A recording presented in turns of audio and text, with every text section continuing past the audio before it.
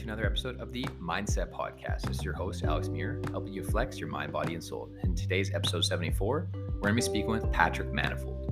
Patrick Manifold is a motivational speaker, inspiring author, entrepreneur, and former professional athlete, originally from England, but currently based in Atlantic Canada.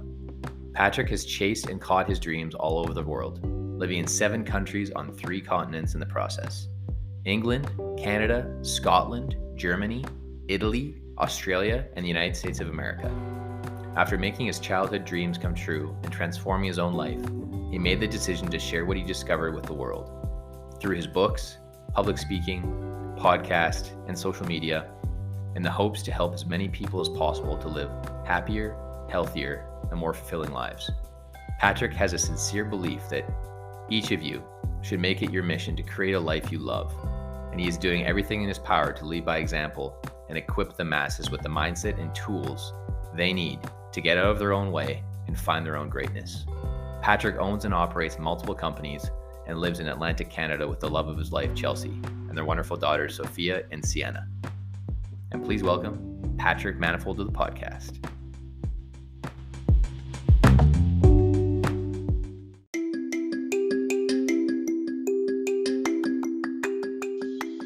And this episode is brought to you by RadioGuestList.com, the #1 free radio guest, podcast, and talk show guest expert interview booking service on the internet.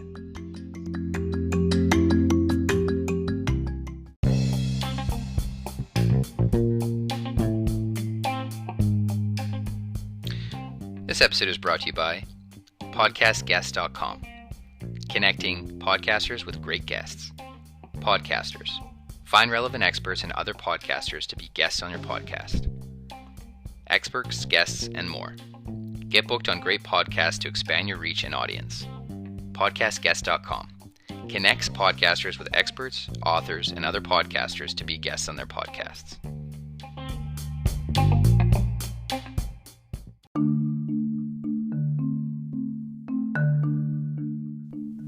Disclaimer. All information provided by Alex Muir is of general nature and is spoken from Alex Muir's and his guests' personal experiences and personal opinions on the topics related to fitness, health, and education only. No information is to be taken as medical or other health advice pertaining to any specific health or medical condition. You agree that use of this information is at your own risk and hold Alex Muir harmless from any and all losses, liabilities, injuries, or damages resulting from any and all claims.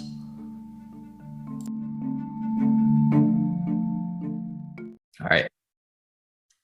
And we're live. Welcome to the MindCep Podcast. This is your host, Alex Muir, helping you flex your mind, body, and soul. In today's episode 74, we're going to be speaking with Patrick Manifold. Patrick, welcome to the show. Pleasure to have you on the MindCep Podcast.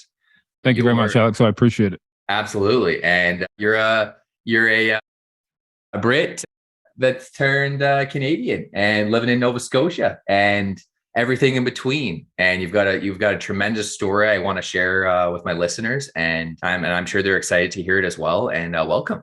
Thank you very much. I appreciate it. Happy to be here. Absolutely. And I wanted to first start off by saying, Patrick, that English professional basketball, you had a passion for becoming a professional basketball player, and you came from England, and a lot of people don't know that basketball is even a thing in England. And so how did all that come to be, and because you started off very young with your passion for basketball, and I was reading you started like the age 13 or maybe even younger, and then it just kind of blossomed, and then that was something that you were obsessed about. You wanted to become professional, and everything that you did led to that point. So why don't you share with our listeners kind of how all that developed, and you going from England, and then that transition to played college basketball in the East Coast of the US. So how did all that come to be? Okay. So I went to a high school called Notre Dame in England, and the PE teacher there, or the physical education teacher, Levi Utku, he was a big basketball guy. He was from Turkey. And right around that time, or just before that time, I had seen Space Jam, the movie, with my stepdad. Took me to the cinema to see it. And I kind of fell in love with the idea of following in Michael Jordan's footsteps and going to America and becoming a professional basketball player, which, as you alluded to in your question, coming from England, that's a crazy, crazy idea, because England, at that point at least, England didn't really care about basketball in any way. You couldn't watch it on TV. You couldn't even watch NBA. We had to like smuggle magazines from Slam magazines from people when they went on holiday to America. And I would come from a background that was, we didn't have a lot of money. So the idea of even going on vacation or going on holiday to America for like a week was just a crazy concept that no one would think was possible for me. So when I started telling people after that, when I fell in love with the game and started telling people that I wanted to move to America and be great, they were like, dude, you're crazy. But for me, it was something that I had, like I said, I fell in love with. And I guess I saw basketball from pretty early on. I saw basketball as a vehicle, and it was a way to get out of the situation I was in. I didn't necessarily enjoy my surroundings at that time. And I always felt like the world was bigger than this place that, I was brought up in. And I wanted to explore. I wanted to visit more of the world. And I always pursued that passion with an idea that this thing, if I get good enough, it might be able to take me around the world. And again, I was maybe a little bit crazy. People told me I was crazy for thinking that as a kid, but it ended up being completely accurate. Yeah. I played the highest level in England and then moved to America in 2009, went to University of Maine, a small D3 school. And again, when I went there, everyone at home was like, okay, you did that thing, you moved to America, but do you realize that everyone in America has been playing basketball since they could, first start walking? You didn't pick up the ball till you're 13. Why do you think you can go there and compete, let alone be great? So I had a lot of negativity around me. A lot of people telling me I couldn't do it. A lot of people hoping I was going to be a failure. And I just, for whatever reason, I had harbored this self-belief in my ability to do anything I really put my mind to. So once I moved to America, I just used that. And I said, you know what? I don't want to go home with my tail between my legs and prove all these haters and these people right. I want to prove them wrong. So I worked my ass off, not only on the hardwood, but also in the classroom. I went to college for 4 years, had a good career, ended up being All-American, both academic and athletic, was named National Player of the Year for the D3 Independence. And that kind of put me in a position to actually, my lifelong goal of becoming a professional basketball player. They say, I think, like only 1 in a million or less than 1 in a million people that ever pick up a basketball ever get paid for it. So I wanted to be that 1 in a million. And that kind of propelled me into a situation where I was able to make that happen. I got an agent, a really great guy who was able to help me out and kind of ship me to different places. And my first year pro, I played in Glasgow, Scotland, second year Surrey, England, and then Melbourne, Australia, Magdeburg in Germany, just outside of Berlin, and then in Bergamo, Italy, which is just outside of Milan. And that's basically the short and condensed version of my basketball story. But it all stemmed from 3 things: having a big dream, working my ass off, and believing myself the whole time, even when everybody around me didn't. Those are kind of like the 3 keys to my success in basketball. I love that. And you said something that really resonated with me on your website.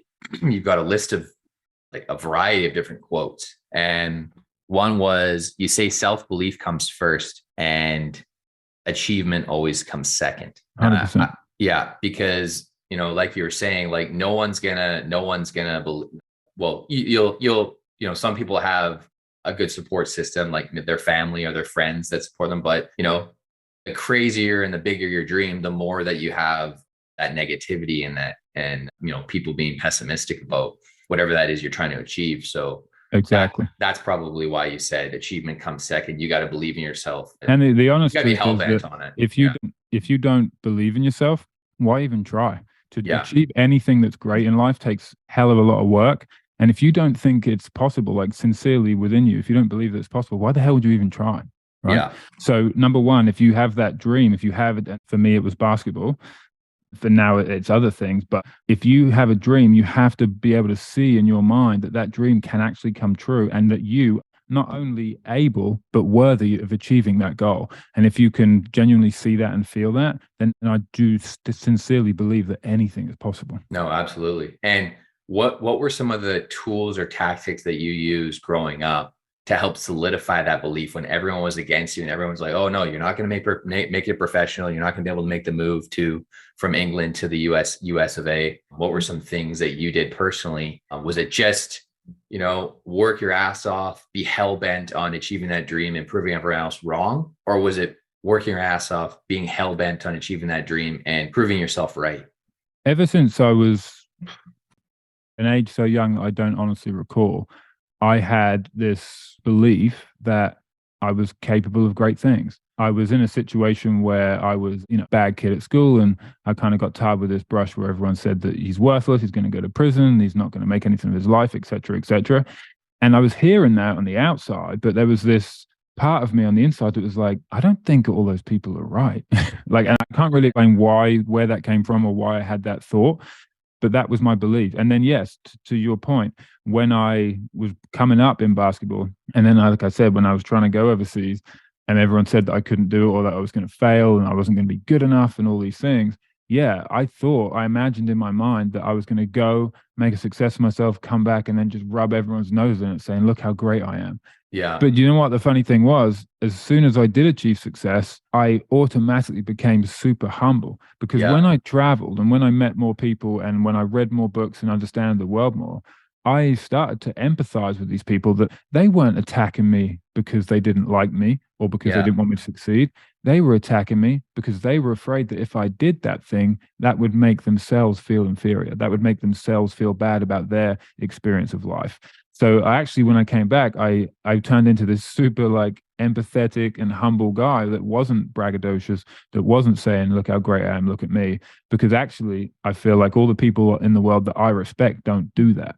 They're great in their own mind, and they're great in potentially other people's minds too, but they don't feel the need to tell anyone else about it. So it's funny how that kind of changed. Yeah, no, absolutely. And I actually recently just finished a book on that. It speaks to it's called The Go-Giver, right? You know how like a lot of the term, there a lot of people around me and stuff as I've been growing up, they say, oh, like you're a go-getter. And, and I admired that, because it, like, to me, it had the connotation of, oh, like I'm going after what I want. I'm working towards something that's bigger than myself.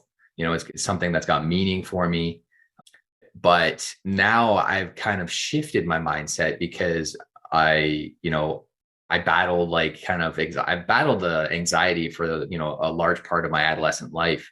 And what helped me get through that was reading amazing books by leaders like yourselves, thought leaders, by connecting with amazing people, and by developing my own kind of visionary practice, or for me, it's a meditation practice that helps me, lessen those thoughts. The thoughts still arise, those negative thoughts and the naysaying thoughts and stuff like that. But what's helped me combat those thoughts and those challenges and to make my inner critic less is the daily meditation practice. And I do about half an hour a day. And with all that, it's just helped me to transition from like a go-getter lifestyle to like, how can I serve? How can I do something for someone that, will serve them in a big way? Right. And for me, it's this podcast. I'm hell-bent on sharing it with the world.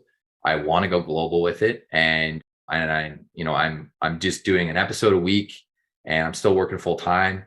But my ultimate dream, like you said, we're talking about dreams, is like, I want to make this like my full-time passion, and be able to help the people with the world, and be able to speak about it like yourself. And it's a truly an honor to be able to talk with individuals like yourself. And yeah, I'm super. I'm proud of you for doing that. I'm proud of you for overcoming some of the challenges that you've had.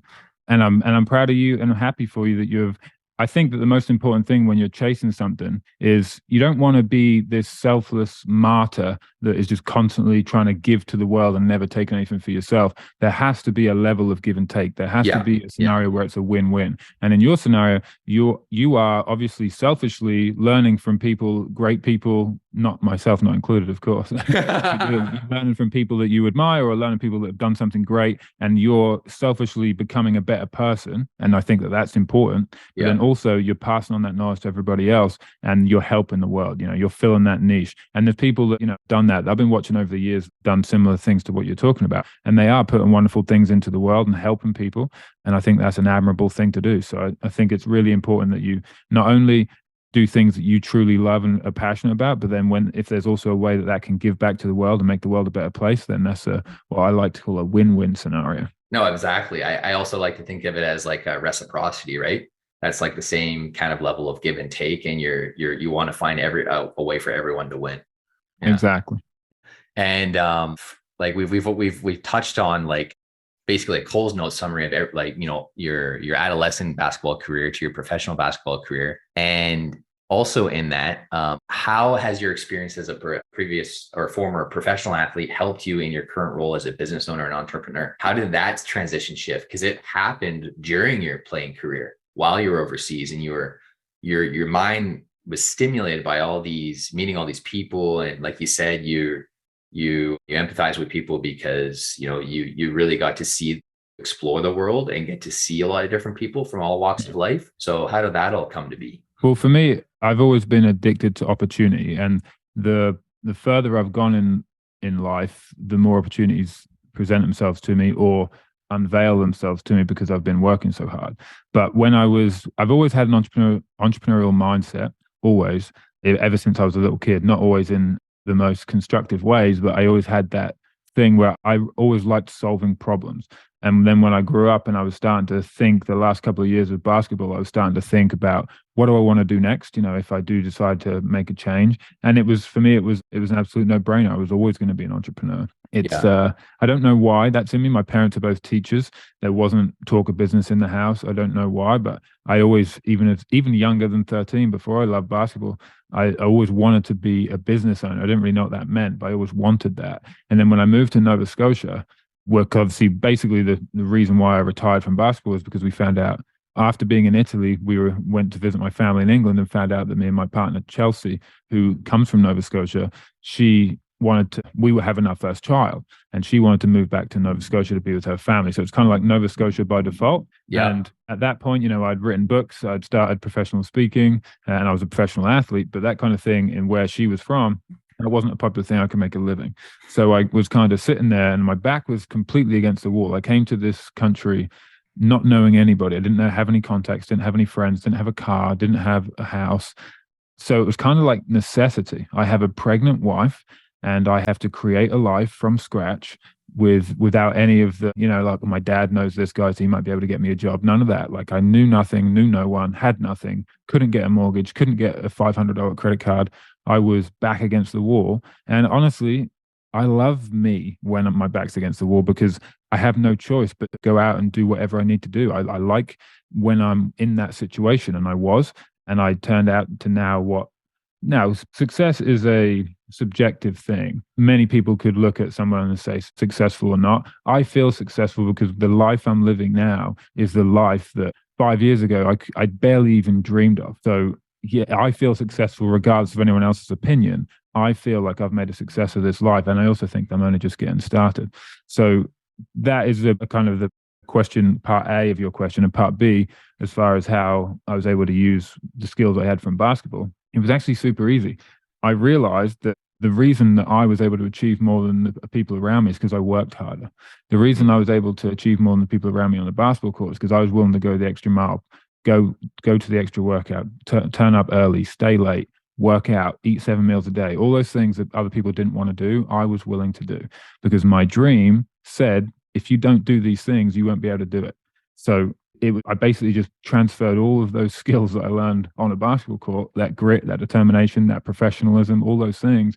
And I just said, okay, I'm going to put a suit and tie on and do the exact same thing. Now it's not in the gym. Now it's in meeting rooms, but it's basically the same kind of concepts. And for me, and I think when I meet other business people, a lot of them have like a high sport background, like a high level sport background. And I think there's something about like the competitive nature of business that it kind of gets our juices going. And after we retire from whatever that sport we were playing, we use those same skills and take them into business.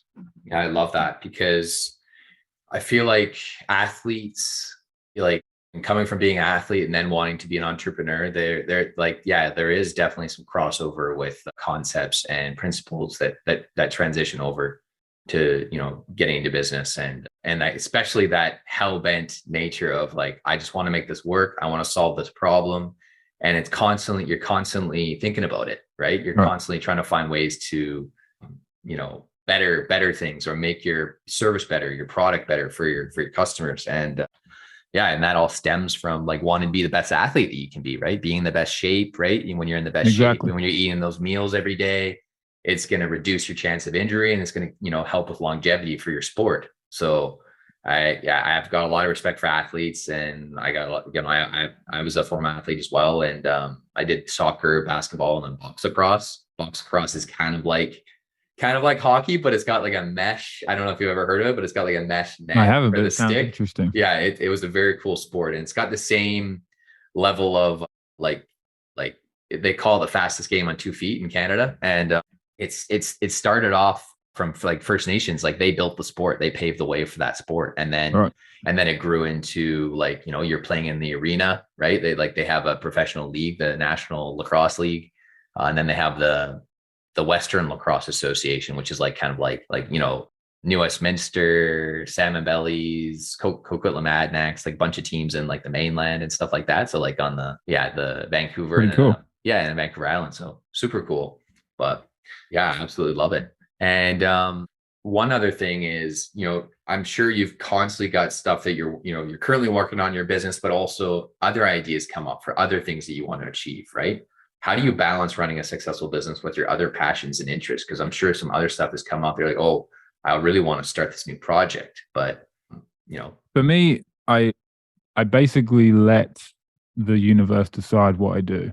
If there's something that I have an idea, because I have ideas almost every day, things I want to pursue, things I want to do. If they stick around, it means I should pursue them. If they're fleeting, if I wake up tomorrow and I've kind of forgotten about that thing, if it's fleeting, I don't really worry about it. I might make it as a note that the future Patrick might want to take a look at this. But if it's something that gnaws away at me, I do it regardless. Like if I woke up tomorrow and I had this burning desire to become, say, an actor or a singer, which neither of things I've ever done before. But I made this joke when we have dinner with my wife.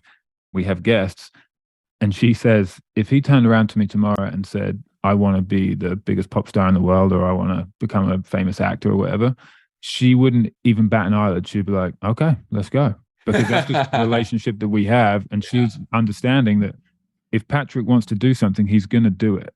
And there's pretty much the world is going to have to move because he's coming through.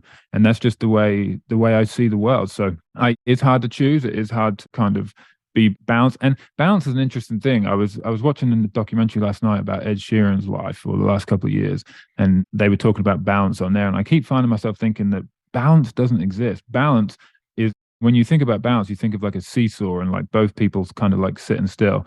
When I think about balance, I think about, okay, in family life, I'm going to be all in. It may be 10% of my time, maybe 27% of my time, but I'm all in. And then the other 70% or whatever that I'm in business, all in. So for me, balance is how can I, like if I look at my life and there's 5 things that I love, like let's say passions, and then family, and then health, and then business, and then maybe some more family because I love my family so much. My dividing of those 5 things doesn't have to be like 20% each. It could be 90, 10, and 5. But balance isn't like this thing where you can have like equal amounts of everything. I just don't think that's real life. I think balance is, okay, these are the things that I want to do with my life. These are the people that mean the most to me.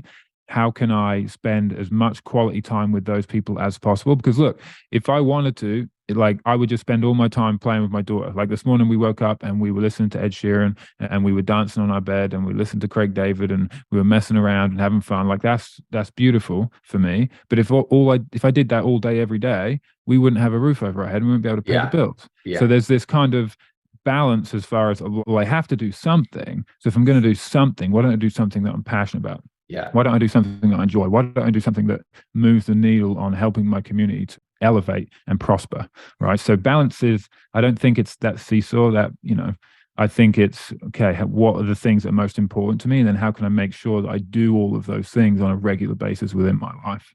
Yeah, no, absolutely. And another thing I want to mention was, how did you, I read that when you were starting to write your books, because you've written 4 books, and this was all during your playing career, right? Like where you were basically fitting it in on flights, fitting in where you're had any kind of downtime to get them written and done. One thing I read on your website that you were saying, you're like, I was called to write these books. It was like my duty to share my knowledge and share my experience and my life skills that I learned with the world. Is that what it stemmed from? For when you absolutely, like it came from, again, once my biggest superpower is the fact that I believe I can do anything I put my mind to. So the reason that I wrote my first book, which was called Change Your Life, Learn the Secrets of Self-Discipline, it was because I had these memories of being a child and being not very intelligent, according to my teachers. And they were saying I could never write a book. They were like shitting on all of my potential to be any kind of academic person. So I guess I accepted that. And that's how I lived my life for a long time. But then I went to America and I started to excel in basketball. And I said to myself, actually made a promise to my family before I left. I said, I promise to work as hard in the classroom as I do on the basketball court. And they didn't believe me, which is okay because I'd given no evidence up to that point to believe that. I came out of school with nothing. But I thought to myself, you know what? If I apply this same thing which got me here to academics, maybe I can get C's. Maybe I can pass. And if I pass, my mum and dad are going to be so proud of me because I feel like they care more about my academic achievements than my basketball or my sports, because that had been something that had always been lacking in my life. And then once I started to actually apply that, I wasn't a C student. I was an A plus student. I graduated summa cum laude, not because I'm the smartest person in the world, but because I was tenacious, but because I got a maths tutor in maths because I was terrible at it. But instead of accepting that and then getting a C or a D in that class, I woke up 3 or 4 times a week and had the most amazing maths tutor who helped me to understand it. And once I understood it, I became very good at it. I'm not a mathematician, but I'm a person that has tenacity to go after the thing that I want. So I became as obsessed about grades as I was about stats. So if I'm trying to get 20 and 10 in a game, I now want to get an A in history, algebra, science, whatever the case may be.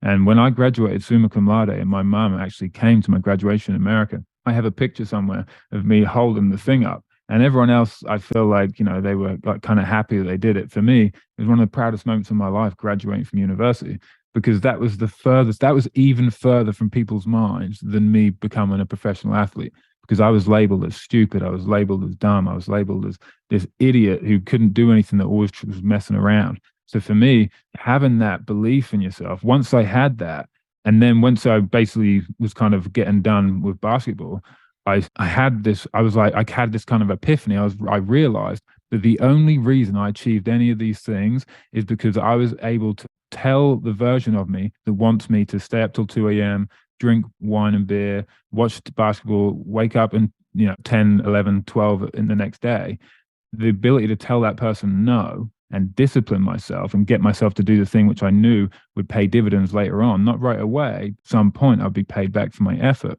Once I realized that, I felt the duty to share that with people around the world that said, look, you can be great too. You just have to say no to shit that you like. And it's hard, but you have to be able to have some kind of self-discipline. And once I did that, the book poured out of me. And I know a lot of people struggle with writing books, and I don't want to say that it's not hard. But if like I said to you before, when I feel called, I can sit down, I can easily get a book out in a couple of weeks, an entire 200 or 300 page book. I can write that in 2 or 3 weeks if I have the time, which for now is one of my biggest challenges, managing time. But back then, I wrote my second book, New Year, New You, in I think 25 days. I had the idea for it, I think December 1st, and it was published January 1st, I think, that year. So once it comes out pretty easy, because I'm not doing a shit ton of research on it and figuring all this stuff out. I'm just saying, look, I was miserable. I was able to do these things. If you implement these same skills, these same ideas, these same mindset, you can get closer to where you want to be. I can't guarantee you can get there, but I guarantee you'll get closer, because that's what I did. So that's kind of like what my writing style is like. I love that. And for how you structured your writing, because you said you basically did it in like a month. Did you self-publish, or did you have like an editor? I did. Yeah. My problem is I have a book that I've had written for the last 3 years, which I want to get traditionally published. And I have the next book, which I haven't started writing yet, which I believe will be my best book. I'd like to get that traditionally published. But for me, once I've written the book, I don't have the patience. That process is about a 2 to 3 year process. I just have the patience. Once I have it, I want to get it out. And I would say that was a flaw, because I would like to have a traditionally published book. And I'm working on patience. Is something that I'm still working on. Aren't we all working on patience? Yeah, I hear you on that. And what would you say are some of the most important lessons you've learned from your journey, both as an athlete and as an entrepreneur? Then my number one is that everybody's wrong. Nobody can understand you better than you can understand yourself. If I had have listened, when I think about basketball, I had people that were way better at basketball than me, way smarter than me, way more experienced than me, people that have been in the basketball game for like 10, 15, 20 years tell me that what I wanted to do was not just unlikely, it was impossible, right? So it's really hard when you're a young person and you have someone like that you look up to or admire, or respect or whatever, and they say, sorry, you just don't have what it takes. You got to be bigger, you got to be stronger, you got to be this, you got to be that, you got to be XYZ. And if you have the ability to say, you know what, I appreciate that's coming from your perspective, but I want to try, right? And that's a hard thing to do. And not a lot of people can do that. Like, say, for instance, if you were going to get a job or something and you wanted to become a doctor, and then you went and met a doctor and they said, sorry, you don't have any of the raw materials it takes to be great. It's really easy to say, oh, well, they know what they're talking about, so I should believe them. It's a much harder thing to say, screw that, I want to chase my dreams anyway. So number one, I would say that I have spent my entire life doing things that people, like significant people in my life, have told me were impossible. So now impossible is just bullshit to me. Nothing's impossible, right? Yeah. So that would be the number one thing, that no matter if you feel that calling, if you feel that's something that just keeps eating away at you and makes you want to do it, you have to pursue that. That's your duty to pursue that. It's your responsibility to go after that, because I genuinely believe that when you do, you're going to have so much more to give to the world. That's the reason I love books so much. I read during my colleges, I read maybe 150, 200 of the best personal development books of all time, autobiographies about great men and women. And I learned that if you want to be great, you have to be willing to do things that other people aren't willing to do. Yeah. And you have to be able to believe in yourself. And that's just something that now I kind of pass on to anyone that I can. No, absolutely. And moving forward, I know one of your future goals you mentioned is to get your book that you've got finished, like traditionally published. But is there any other future goals or aspirations, both personally and professionally? More than I could list. I put it this way. When every year I set like goals for myself, I have basically a framework of what I do. I have resolutions, I have goals, I have priorities, I have things that I want to improve on in certain areas. Like it's like a 25-page document that is like my life. And it has everything down to, here's something I want to do in charity. Here's something I want to do with my family. Here's all these goals. And they're basically subdivided by like genre. Like it may be family, might be subdivided by experiences, and then time, and then moments, and there's different things like that. Like business, I've got more goals than we haven't got long enough, buddy. I'm going to be all day if I talk about my goals. But what I do know is the ones that mean the most to me, like the goals that mean the most to me, they will be pursued with reckless abandonment until they are mine. Everything from small things like picking out the perfect watch that I want in 3 years' time to the goal I have cemented in my mind for when I'm 55 years old. Like I haven't got it all figured out, but I've got a vision. And if thankfully I've got a pretty good track record of when I have a clear vision in my mind, turning that vision into a reality. Yeah, I love that. Yeah, well, that's all the time we got today on the MindCep Podcast today, Patrick, but I would love to do a part 2 and dive even deeper into some additional concepts, talk more about your books, talk more about, some other strategies people can build more self-belief in themselves, or just, like how they can bring their best self through diet and daily reading. Well, I appreciate that. And I appreciate you, Alex. I appreciate you having me on. Appreciate your time. And more than anything, I appreciate the mission that you're on. I think that you're on the right track. Keep hustling. Keep bringing knowledge to your fans, to your followers, to the world. Great things will continue to happen to you. No, absolutely. Appreciate your time, Patrick. Have a great rest of your weekend there with the family and friends. And I'm sure we'll be chatting again soon. Thanks, Alex. Take care, buddy. Yeah, you too. Bye-bye.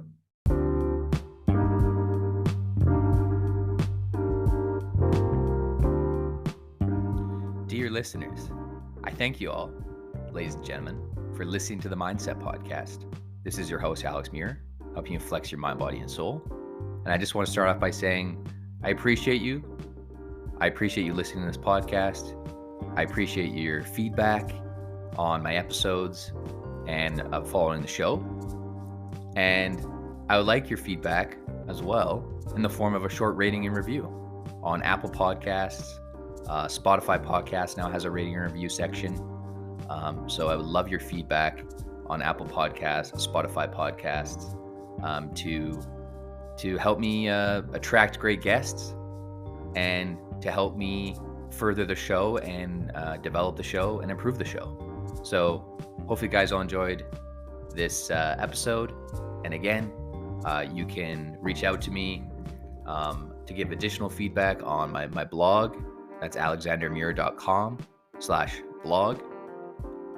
You can reach out to me on through my Instagram, through Facebook. All my links are in the show notes. And again, I appreciate you and thank you all for listening.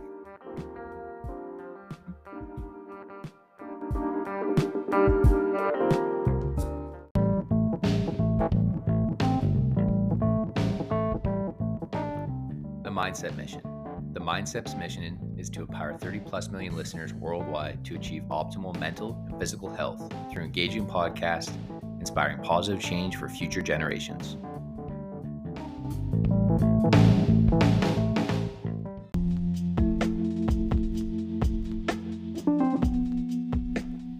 I hope you enjoyed that special guest series episode brought to you by RadioGuestlist.com.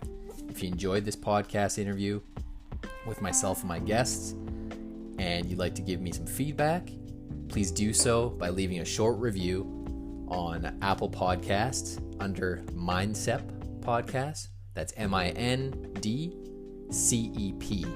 the MindCep Podcast. On Apple Podcasts, Spotify, Stitcher, wherever you listen to podcasts. And I'll be happy to hear your feedback. And if you'd like to connect with me, you can do so as well on social media or on my blog. That's Alexander Muir, ALXANDER, Muir, M as in Mike, UIR.com. And thank you for listening, and see y'all next time.